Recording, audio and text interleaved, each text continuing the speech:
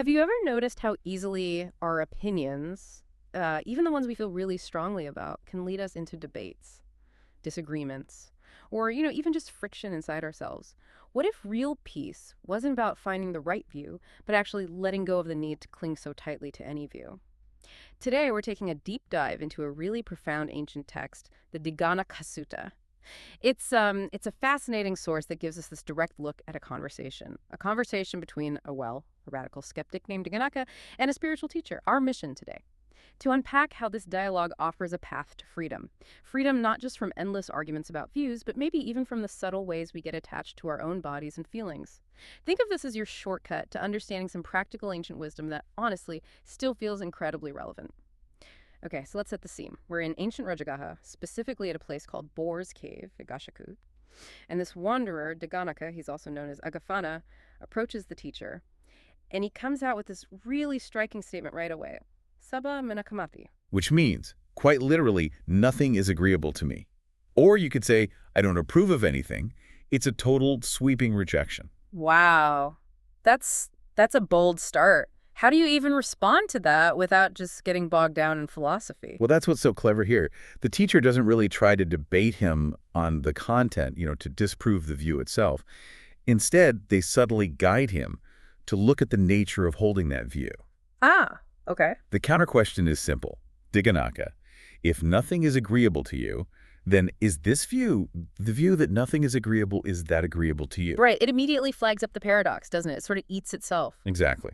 It highlights the self-refuting aspect. It's not about proving him wrong. It's about prompting that moment of self-reflection, like, wait a minute. Yeah, that makes sense. It's a very human thing, clinging to our rejections, sometimes even harder than our beliefs. So where does the conversation go after that initial challenge? Well, after nudging Dīghanakha to examine his own position, the teacher broadens things out. They show that his view, this nothing is agreeable stance, is actually one of three main ways people tended to approach things back then. These were pretty common viewpoints among the ascetics and Brahmins, the spiritual seekers at the time. Okay, so what were these three categories? The first is the opposite, sabba minakamati. Everything is agreeable to me, total acceptance. The second is Dīghanakha's one, sabba minakamati. Nothing is agreeable to me, total rejection. And the third is probably the most common. Then and now. Some things are agreeable, some things aren't. A mixed view. Okay, so we have these three basic positions. How does the sutta then link holding these views to our actual experience? What's the deeper point being made? This is where it gets really insightful. The text isn't just listing views. It's looking at the attitude or the energy behind them. It says that views where something is agreeable. So the first view and the yes part of the third view, these are close to things like craving, attachment, enjoyment, preoccupation, clinging, the stuff that binds us. Okay. But then the views where nothing is agreeable, Dīghanakha's starting point, and the no part of the third view, these are described as being close to the absence of craving, non-attachment, non-enjoyment, non-preoccupation, non-clinging. Ah, I see. So Dīghanakha probably hears this and thinks, great, my view is the better one, it leads away from attachment. But it's not quite that simple, is it? No, exactly. He initially misunderstands and feels his view is somehow exalted. But the text isn't really endorsing one view over the others as good or bad. It's showing how the act of clinging to any fixed view, even a view of rejection, becomes its own subtle form of attachment, its own entanglement. That's the core insight, then. I think so. For you listening, the takeaway isn't about finding the correct philosophical box to put yourself in. It's about realizing that real peace comes from letting go of that need for any view to be the absolute final truth. That's where you start freeing yourself from conflict. That's a really powerful point. And you see it everywhere, don't you? Online, in person. It's often not the idea itself causing the heat, but that fierce, I'm right, you're wrong grip. So if clinging to any view, even skepticism, leads to suffering, what's the alternative? What does a vinu puriso, a wise person, do with this understanding? A wise person reflects on any of these three fixed standpoints, and they see this key truth. If you cling to a view really firmly, tamasa paramasa abhinivisa, asserting this alone is truth, everything else is foolish. Yeah. It inevitably leads to vigaho, contention, strife, arguments with people who hold different views. And it doesn't just stop at disagreement, does it? No, you're right. The text says this contention spirals. It leads to vivado, dispute. Then vigado, vexation, frustration, and even vihesa, harassment. It's a downward spiral fueled by clinging. So the wise person sees this pattern. They recognize this chain reaction of suffering within themselves. Exactly. They see the conflict, the dispute, the vexation arising because of the clinging. And seeing that, what do? They abandon that particular view. Right. And crucially, they don't just jump to latch onto another view instead. Ah, so it's not about switching opinions. It's about letting go of the whole opinion-holding game. Precisely. This is that radical idea of intellectual non-attachment. True wisdom isn't about collecting more correct beliefs. It's about cultivating this inner space where you're not bound by any belief, especially if holding it causes conflict. It's how panahoti, how these views are abandoned, relinquished. It's freedom from that whole cycle. We've talked a lot about views, about ideas, but does this letting go also apply to things that feel much more immediate, like our bodies, our feeling? Absolutely. The discourse goes deeper now, shifting from intellectual positions to our direct lived experience. It turns to the body, the kaya. The text describes it, factually, it's material. Rupee, made of the 4 elements, born from parents, needs food to keep going. Standard stuff. Standard stuff. But then it hits the crucial point. It's anicca parimadana vedana vithasanadamo. Subject to impermanence, wear and tear, breaking up, dissolution. It's fundamentally unstable. So not this solid, permanent thing we often feel it is. Not at all. And therefore, the teaching suggests we should see it aniccato, impermanent, dukkhato as suffering or unsatisfactory, ragato as disease, gatato like a boil or tumor, salato like a barb or arrow stuck in you, agato, misery, abatato, affliction, parato as alien, not truly me, polakato, disintegrating, sunyato, empty of inherent self, and anattato, not self. Wow, that's quite a list. Seeing the body that way feels intense. What's the benefit? The benefit, according to the text, is profound. Kayasmiya kayachando, kayasineho kayambayata sapayati.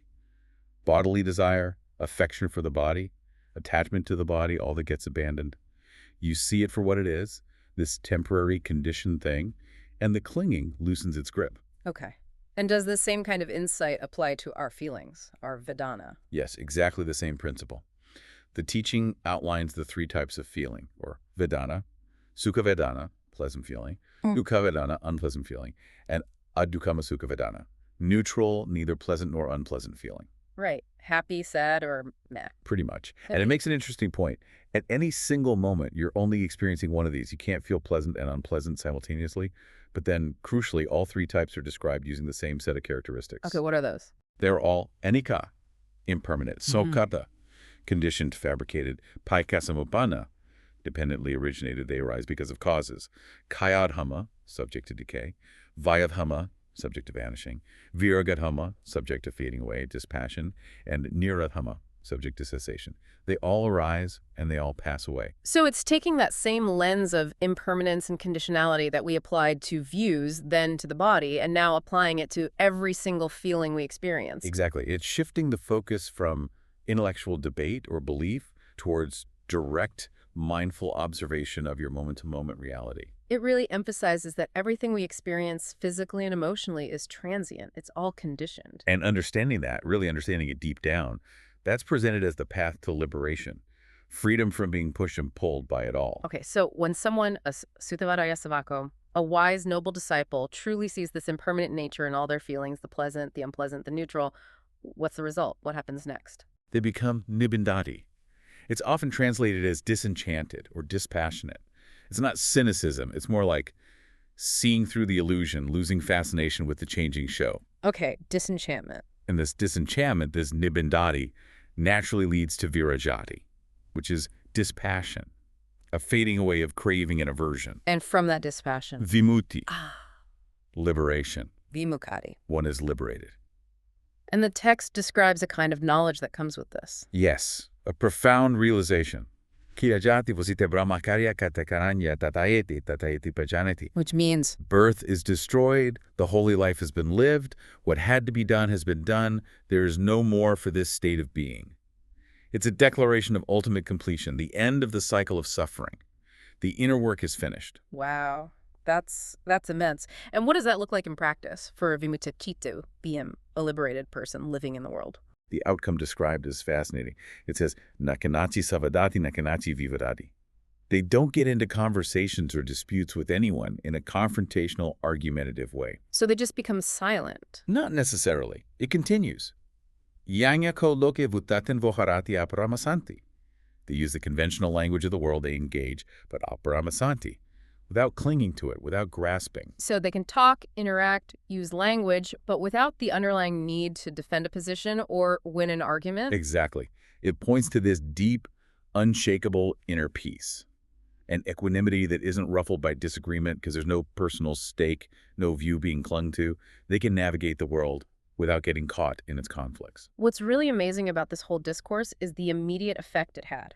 Right there, in the moment. It is remarkable. The text mentions Venerable Sariputta first. He was apparently standing behind the teacher, fanning him. And as he was listening and reflecting on this teaching about direct knowledge, about letting go, his mind became anupadaya asavehi shita vimuchi, liberated from the taints, the defilements, without any remaining clinging. Just like that. Instantaneous liberation for someone who is clearly very receptive. Yes, it shows the power of the teaching for a prepared mind. But maybe even more stunning is what happened to Dīghanakha. The skeptic, the nothing is agreeable guy. That's the one. As he listened, the text says his viraja vitamala dhammakaku udapadi. The stainless, spotless eye of Dhamma arose in him. The eye of Dhamma, what does that mean? It means he gained direct insight. He understood fundamentally. Yokinshi samudayadama sabante nirotadhamanti. Whatever has the nature to arise has the nature to cease. Impermanence. Conditionality. He saw it. So it wasn't just intellectual understanding anymore. No, this is described as a direct, liberating seeing. That aha moment that cuts through everything. It resolves doubt, perplexity. It brings this deep inner certainty.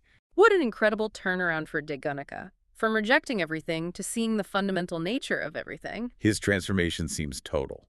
He declares himself Dīghamo pakatamo vietadamo. Someone who has seen the truth, attained it, understood it, plunged into it.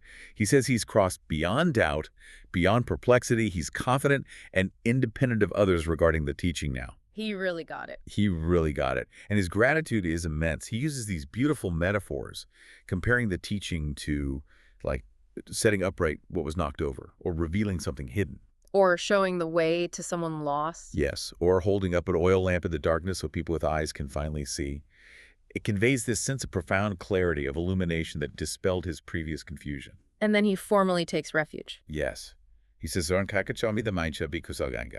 go for refuge to the Buddha, the Dhamma, the teachings, and the Sangha, the community, and asks to be recognized as a lay follower, Upasaka, from that day forward, for life. From radical skeptic to devoted follower, all through one conversation and the insight it sparked. It's a powerful testament to the possibility of transformation through understanding impermanence and non-clinging, not through debate, but through insight.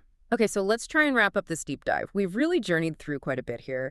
We saw how clinging, really gripping onto any fixed view, even a negative one like Dīghanakha's skepticism, is identified as a source of conflict and suffering. That attachment to being right is the problem. And we explored this path towards freedom that the sutta lays out, which involves looking directly at our own experience, observing the impermanent, conditioned nature of our bodies, our feelings. And through that direct seeing, that understanding, the possibility opens up to release attachment, to let go. Which leads to this profound inner peace, a state that's beyond arguments, beyond disputes. Yeah, and this ancient text, this deep dive, it really gives you, the listener, a powerful lens, a way to look at your own opinions, your own reactions, your bodily sensations, your feelings.